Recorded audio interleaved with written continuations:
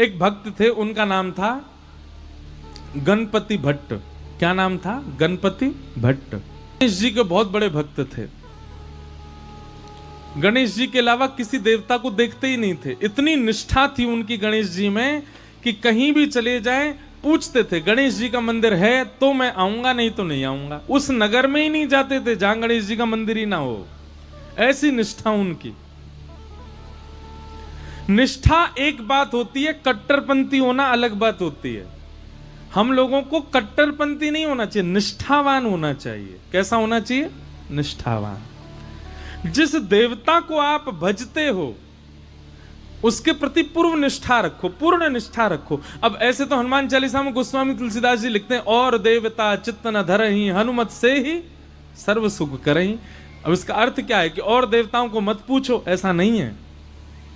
ऐसा कह रहे हैं गोस्वामी जी, यदि आप हनुमान जी के उपासक हो तो एक बार पूर्ण निष्ठा से श्री हनुमान जी को ही भज के देखो, हनुमान जी के प्रति भाव रखो। इसका मतलब यह है कि फिर गणेश जी के पास जाओ ना तो गणेश जी से भी प्रार्थना करो, हे गणपति भगवान हमारी हनुमान जी में और निष्ठा बढ़ जाए।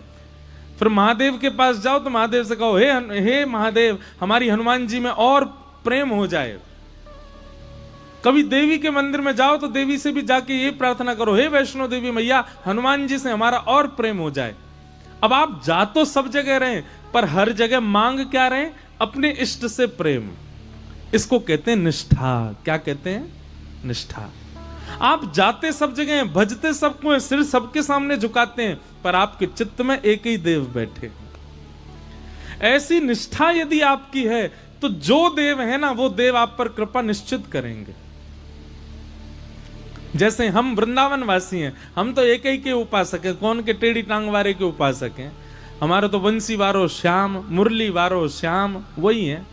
अब भले ही हमको महाकाल जाना पड़े, भले ही हमको वैष्णो देवी जाना पड़े, भले ही हमको बंबई के सिद्धि विनायक जाना पड़े, भले ही हमको पूना के डगरू सेठ हलवाई गणेश जी के दर्शन करने जाना पड़े, कहीं भी जाएं, शनि देव के मंदिर में जाना पड़े, सब जगह जाते हैं। लेकिन जाकर के प्रार्थना क्या करते हैं? हे शनिदेव महाराज, आप जिनकी आराधना करते हो ऐसे भगवान श्री कृष्ण से हमारा और प्रेम हो जाए। हे गणेश जी महाराज, आप जिन श्री कृष्ण से बहुत प्रेम करते हो उनसे हमारा अति प्रेम हो जाए। हे वैष्णो देवी मैया, आप जिनकी बहन हो ऐसे श्री कृष्ण आपके भैया से हमारा और प्रेम हो जाए। इसको कहते हैं निष्ठा। कट्टरपंथी जिसकी होती है वो क्या करता है? गणेश जी का उपासक है, देवी का मंदिर आ गया तो ऐसे निकलेगा, मैं तो देखूंगा भी नहीं, मैं तो अंदर जाऊंगा भी नहीं, मैं तो एक एक को पूछता हूं। ऐसा नहीं। जहां भी जाओ अपने इष्ट को चित्त में धारण करके जाओ। इसको निष्ठा कहते हैं। क्या कहते हैं? जोर से बोलो, निष्ठा। तो गणपति भट्ट नाम के भक्त थे। आप जगन्नाथपुरी गए, किसी ने आपसे कह दिया जगन्नाथपुरी में तो गणेश भगवान विराज रहे हैं। तो गणपति भट्ट पहुंच गए जगन्नाथपुरी। अब जगन्नाथपुरी जाकर के लोग बागों से बोले, हाँ भैया गणेश जी कहाँ विराज रहे हैं, मुझे दर्शन करना है। तो किसी ने कहा, बोले ओहो तुमको किसी ने बुद्धू बना दिया है, यहाँ गणेश जी का मंदिर थोड़ा ही है, जगन्नाथ भगवान तो साक्षात श्री कृष्ण है। अब जैसे ही सुना कि जगन्नाथ भगवान श्री कृष्ण हैं, गणपति भट्ट तो बड़ा व्याकुल हो गया। समुद्र किनारे जाकर के बैठ गया, बोले कि मेरे साथ तो छल कर दिया, मेरे साथ कितना बुरा अत्याचार किया, गणेश का नाम लेकर के मुझको जगन्नाथपुरी बुला लिया और यहां तो भगवान कृष्ण का मंदिर है।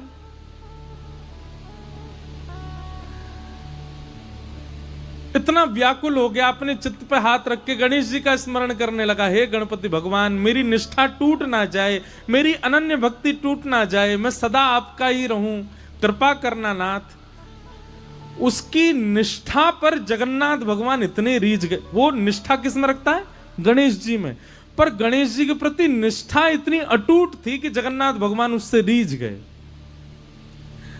और जगन्नाथ भगवान ने मन बनाया, बोले कि ये इतना गणेश जी का उपासक है, मुझे इससे मिलना है।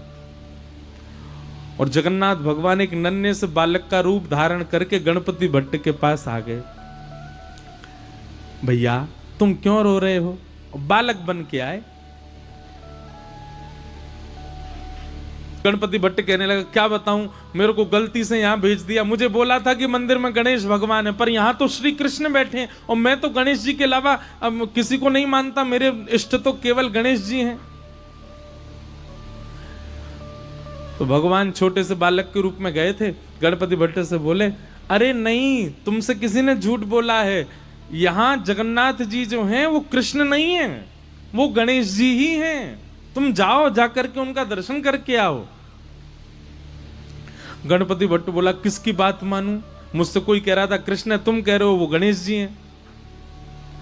तो बालक ने कहा, एक काम करो, तुम किसी की बात मत मानो, आंख पे पट्टी बांध करके चलो और गणेश जी के सर्वांगीण अंग का तुमको अनुभव है, लंबी सूंड है, बड़े बड़े कान है, तुम छी करके जगन्नाथ जी को देख लेना। अगर उनकी सूंड लगे, उनके कान लगे, लंबोदर लंबा पेट लगे, तो अपनी पट्टी खोल के दर्शन कर लेना। गणपति भट्ट बोला, हाँ ये काम करता हूं। तुरंत उसने आंख पे पट्टी बांधी और जगन्नाथ जी के मंदिर में पहुंच गया। अभी तो नियम बंद हो गया, पहले ऐसा नियम था कि जगन्नाथ जी को आप हृदय से लगा सकते थे। जगन्नाथ जी की ऐसी भुजाएं हैं ना, वो इसीलिए हैं ताकि जो भी दर्शनार्थी आए सबको मेरे हृदय से लगाओ। अब शंकराचार्य भगवान ने बंद करवा दिया कि अब कोई भी स्पर्श नहीं कर सकता, क्योंकि हम लोग पता नहीं क्या खा पी करके आए हैं बाहर से, भगवान को जाके स्पर्श करें, इसलिए अच्छा है कि अब स्पर्श बंद करा दिया। अच्छा एक बात बताएं, प्राचीन भारत में गर्भगृह में जाकर के प्रणाम करने की अनुमति सबको थी, लेकिन जब मुगल आए भारत में तो मुगल क्या करते थे, अपने गुप्तचरों को भेष बदलवा करके मंदिरों में भेज देते थे और वे अपने जेबों में अशुद्ध वस्तु लेकर के जाते और मंदिर के भीतर प्रवेश करके गर्भगृह में फेंक के आते। तब से फिर ये नियम बना दिया कि नहीं भाई, अब केवल पुजारी लोग भीतर जाएंगे, बाकी सब बाहर से दर्शन करो, भीतर कोई ठाकुर जी के पास नहीं जाएगा। बाकी ठाकुर जी के समीप जाने का अधिकार पहले सबको था। तो गणपति भट्ट को भीतर ले गए, भीतर ले जाकर के आंख पर पट्टी बांध रखी थी, बोले पहले मैं चेक करूंगा ये गणेश जी होंगे तो ही देखूंगा। जैसे ही उसने जगन्नाथ भगवान के सबसे पहले नाक पे हाथ रखा, नाक पे हाथ रखा, सोई ठाकुर जी ने उसको अनुभव कराया, लंबी सूंड। अब वो तो ऐसे ऐसे पकड़े, बोले हाँ हाँ सूंड तो है इनकी। सूंड थी नहीं, भगवान ने माया से प्रकट कर दी। और गणपति भट्ट कहे, हाँ ये तो लंबी सूंड है। आंखों के पास कान के हाथ रखे तो महाराज लंबे लंबे कान, पकड़ पकड़ के, हाँ ये तो बड़े बड़े कान हैं। पेट पे हाथ रखा तो लंबोदर, लंबा पेट है। वो तो समझ गया महाराज ये तो गणेश जी हैं।